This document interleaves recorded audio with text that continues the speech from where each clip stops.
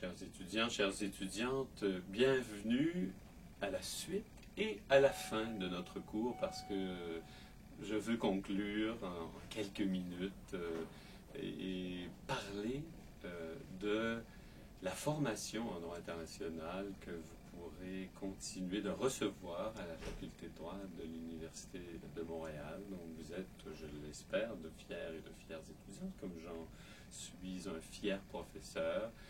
Je voudrais vous parler aussi des cours de droit national que vous pourrez suivre ailleurs, dans le monde, et notamment des cours d'été. Et je voudrais vous parler des carrières possibles en droit international si vous souhaitiez poursuivre sur cette lancée, si j'ai pu modestement vous convaincre de l'importance du droit dans la communauté internationale ou dans l'humanité, et que vous pourriez vouloir promouvoir, vous, dans votre carrière juridique. Nous avons donc suivi un cours. Je vous ai parlé beaucoup de la Charte des Nations Unies, de ma petite charte, celle que je voudrais, peut-être comme vous, en voir transformée en charte de la communauté internationale ou dans la Constitution de l'humanité. Vous avez, et j'espère que vous le garderez, vous le suivrez dans la vie, il vous suivra dans votre vie, aura une place dans votre bibliothèque, l'ouvrage général de droit national que nous avons utilisé, le droit national public, contribution à l'étude du droit national selon une perspective canadienne, de Claude Emmanuelli. Vous avez vos notes de cours, vous avez mon site internet, mais vous pouvez aussi suivre un certain nombre d'autres cours en droit international public ici à la faculté. Peut-être en avez-vous déjà suivi ce trimestre-ci, peut-être allez-vous en suivre le trimestre prochain et en troisième année. Mais je vous rappelle que vous pouvez suivre plusieurs cours qui ont été introduits dans une certaine mesure par mon cours de droit national général. Je pense par exemple au cours d'institutions internationales qui est donné par Isabelle Duplessis, où il est question bien sûr de l'ONU, de ses institutions spécialisées, d'autres organisations.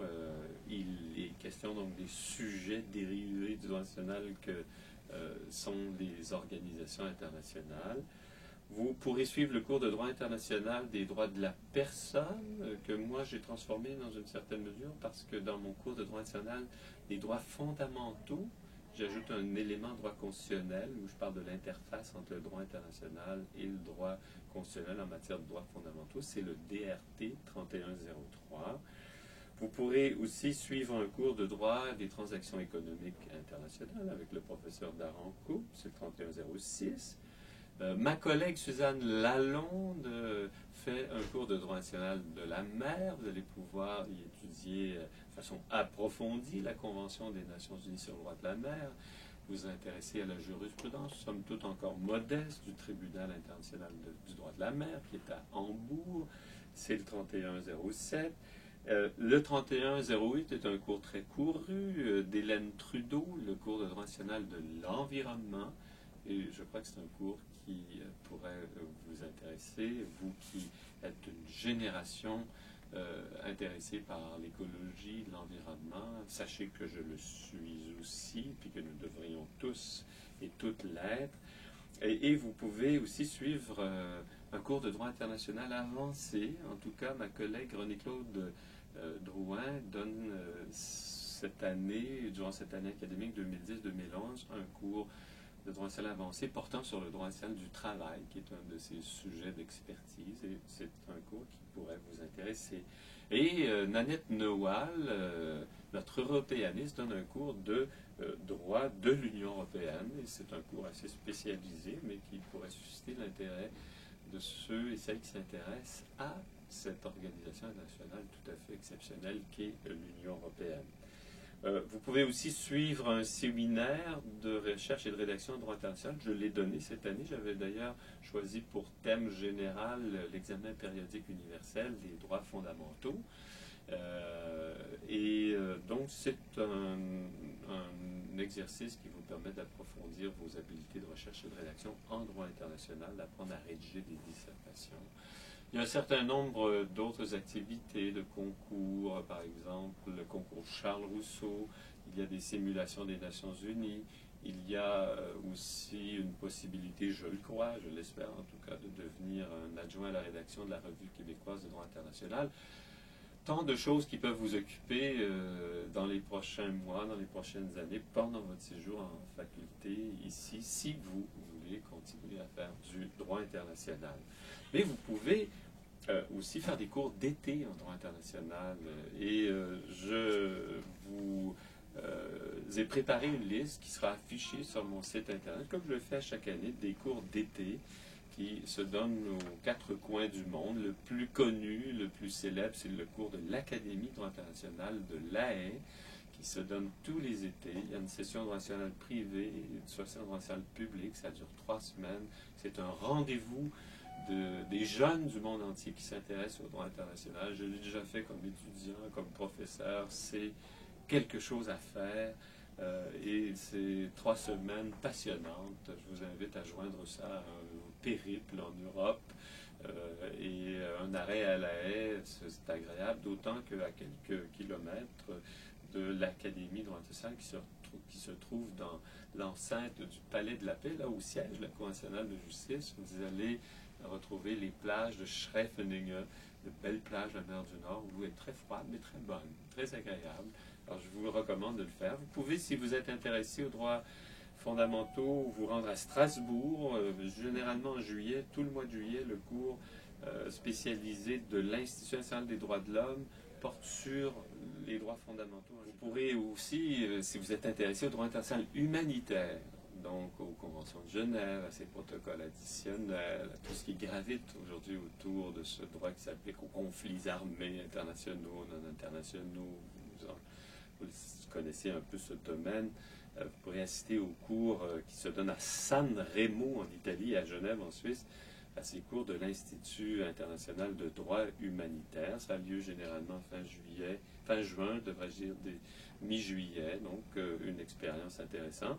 Et je vous invite aussi à aller retrouver mon ancien étudiant, mon grand ami William Chabas, là, qui dirige l'Institut irlandais des droits de l'homme et qui, à chaque fin d'année académique, en juin, à la mi-juin, fin juin, fait 2 séminaires, un sur le droit des minorités, un sur la Cour pénale internationale. Et c'est au Irish Center of Human Rights, dans une très jolie université à Galway, en République d'Irlande. Alors, sur le tableau que j'aurai affiché sur notre site, vous verrez toutes sortes d'informations sur les dates précises des sessions, les dates d'inscription, les frais de scolarité, les organisations ou les informations sur le logement, puis il y a toutes les coordonnées. Alors, je vous invite vraiment à vous rendre à La Haye, à Strasbourg, à San Remo, à Genève, à Galway ou ailleurs dans le monde. Il y a des cours en Espagne, il y a eu jadis des cours à Helsinki aussi, et vous aurez des informations additionnelles sur le tableau. J'ai partagé avec vous cette information. Je vous demande juste une chose, à vous, mes étudiants et mes étudiantes là, du trimestre d'automne 2010. Si vous allez dans un de ces cours d'été, envoyez une carte postale à votre professeur. Il aimera avoir des nouvelles quelques années après vous avoir fréquenté dans notre salle de cours de cette année. Alors, c'était les cours donc de droit national que vous pouvez suivre à la faculté, les cours d'été. Vous pouvez aussi faire des études supérieures en droit international. Vous pouvez faire des études de maîtrise et de doctorat dans notre université, l'Université de Montréal.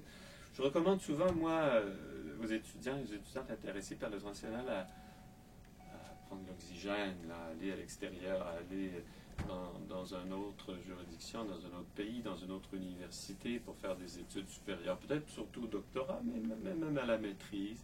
Alors là, vous avez l'embarras du choix parce que les grandes universités sur tous les continents offrent des programmes de maîtrise internationale. Il y a parfois des programmes spécialisés de maîtrise et doctorat, justement, sur les droits fondamentaux, sur le droit du commerce international, sur le droit de l'environnement.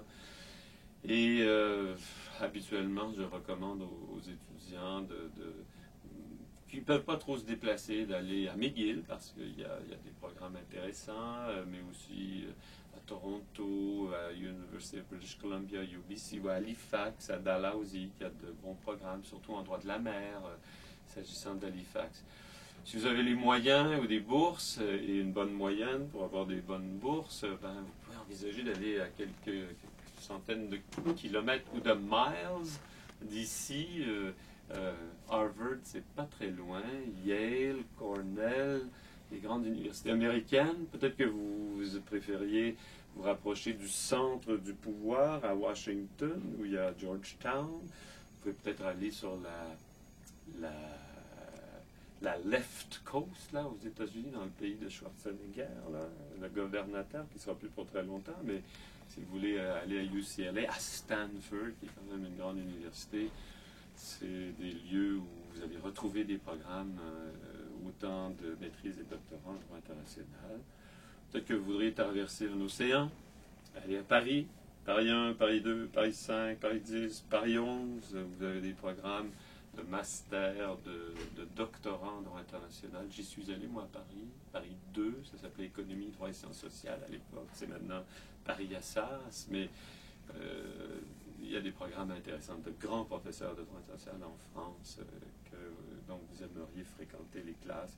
Mais vous pourrez aussi peut-être aller à Genève, à l'Institut des hautes études internationales de Genève, à l'Université de Genève, à l'Université libre de Bruxelles, où vous allez trouver des grands professeurs. Mon ami Eric David, non, je crois qu'il est à la retraite maintenant, mais il y a une belle relève, Pierre Klein, Olivier Corten et d'autres. Vous pourrez aller en Espagne, à Barcelone, sur ce continent qui offre tant de choses. Il y en a de mes étudiants qui ont choisi d'aller plutôt à Melbourne ou à Sydney faire du droit international. C'est assez intéressant aussi. Vous allez retrouver des programmes. Ce que je vous dis, c'est que si vous voulez avoir une belle aventure et joindre le travail au plaisir ou les études au plaisir, déplacez-vous, sortez de ce pays du Québec et rendez-vous dans un autre continent, dans une grande université. Vivez avec d'autres étudiants dans un autre pays pour apprivoiser une autre culture, une autre langue parfois, parce que ça vous ouvrira les esprits. Vous vous rendrez compte que vous êtes justement membre de la communauté internationale et de l'humanité. Alors donc, vous pourrez faire des études de maîtrise, des études doctorales. Il y a aussi maintenant des programmes d'études postdoctorales dans certaines grandes universités, surtout aux États-Unis. Alors, explorez cela. Puis il y a des bourses qui vont avec ça. Il y a des bourses offertes par les gouvernements du Québec et du gouvernement du Canada. Elles ne sont pas faciles à obtenir. Il faut avoir de bons résultats. Et elles sont très utiles si on va aller étudier aux États-Unis ou j'ai oublié, à Oxford ou à Cambridge en Angleterre, dans les grandes universités britanniques qui ont aussi beaucoup à offrir.